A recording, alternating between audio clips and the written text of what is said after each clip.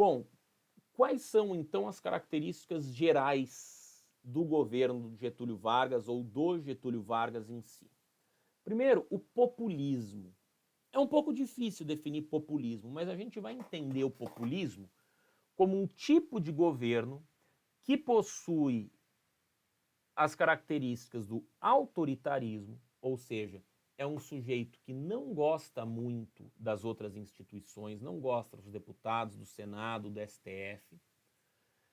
Estatismo, ou seja, uma grande presença do Estado na economia e nas relações sociais, então muitas leis, muitos órgãos de regulamentação, empresas estatais.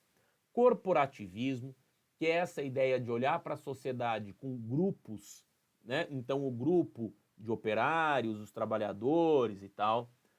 Culto ao líder, que é essa concepção de que o governante, que o presidente, esse cara meio autoritário, é meio que um mito, é meio que alguém que tem que ser mais respeitado porque ele traz uma verdade que ninguém mais traz, né?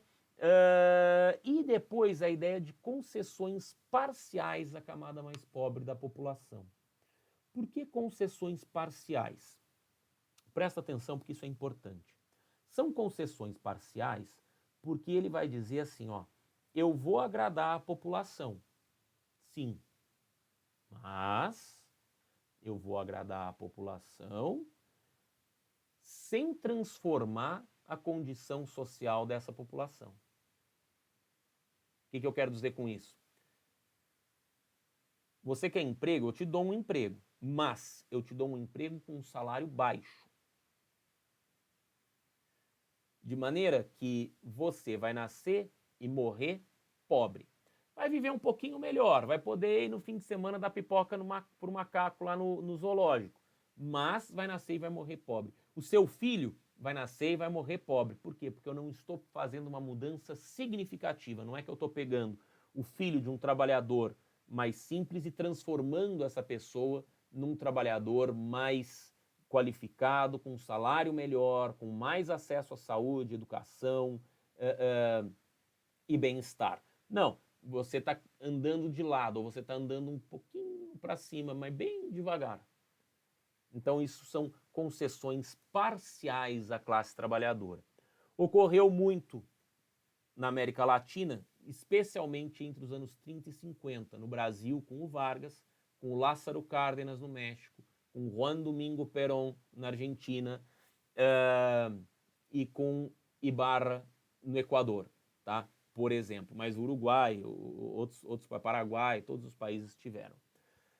O Estado se apresenta também como um mediador dos conflitos sociais. Quer dizer, em lugar do Estado dizer trabalhador faça greve, ou o trabalhador ir fazer greve, o Estado dizia, vem aqui, vamos conversar. E na medida em que o Estado dizia, vem aqui, vamos conversar, ele dizia também o seguinte, não faça greve não. Ó, eu te dou isso aqui, você fica em casa, você volta a trabalhar, tudo bem? Então são essas pequenas concessões que o Estado vai fazendo para evitar o confronto direto entre trabalhadores e donos das fábricas.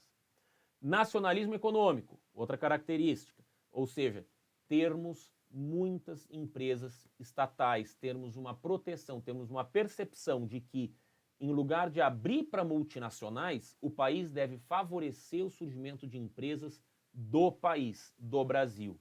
E, portanto, intervenção do Estado na economia, ou seja, a gente tem que se inspirar naquele modelo New Deal, né, dos Estados Unidos, né, de que o Estado intervém na economia, cria leis trabalhistas, faz financiamentos agrícolas, cria essas empresas. Criação, controle dos trabalhadores, como a gente comentou, né? Controle dos trabalhadores, com os sindicatos atrelados, com o peleguismo, e uma noção de que o Vargas é o pai do trabalhador. Queridos, a noção de que o Vargas é o pai do trabalhador é uma noção muito complicada, porque pai não é a mesma coisa que presidente.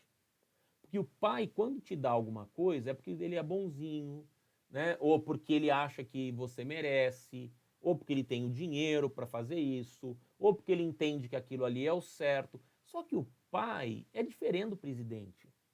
Porque o pai, a relação de pai e filho não é uma relação de direitos pautada por uma Constituição. A relação entre um cidadão e um Estado é uma relação de direitos e deveres pautada por uma Constituição. Não é isso? Você não pode dizer, eu tenho direito de ter um carro, então você tem que me dar um carro. Não, não é assim.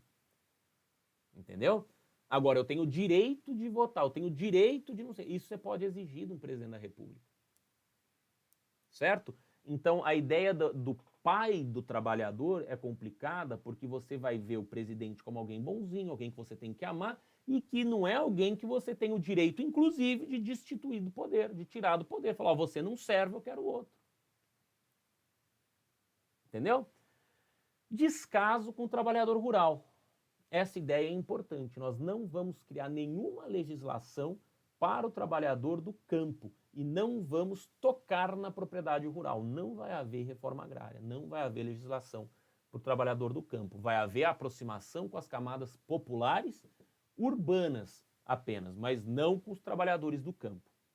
Ok?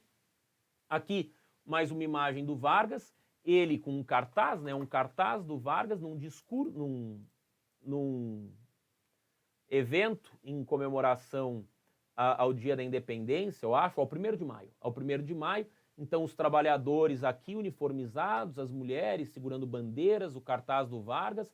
Olha esse cara aqui, como ele é extremamente parecido com um soldado nazista, né? E isso daqui era feito de maneira a parecer uma manifestação espontânea, mas não era. A população do Rio de Janeiro era convocada a ir para esses lugares e se não fosse, era descontado um dia de trabalho do ponto do cara. O cara era queimado na fábrica, poderia até ser demitido. Então você era obrigado a ir para aí. Aí o governo filma isso tudo, fotografa isso tudo e distribui essas imagens pelo país inteiro. E aí o país inteiro vai se convencer de que no Rio de Janeiro, olha só, as pessoas amam o Vargas e tal. Incentivo ao mercado interno, controle do preço do café e desenvolvimento da indústria nacional, né? As últimas características aí do governo Vargas. Por fim, o trabalhador sindicalizado é o trabalhador disciplinado.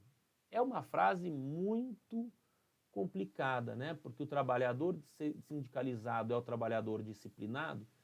Fica uma situação muito estranha, porque o trabalhador deixa de ser visto como alguém que pode buscar os seus direitos através da greve e passa a ser visto como alguém que tem que ir lá trabalhar e aceitar e engolir qualquer coisa que o governo peça, né? Então, extremamente difícil, certo? Bom, faltam 5 minutos para acabar a nossa aula. Queria abrir para vocês a possibilidade de pergunta,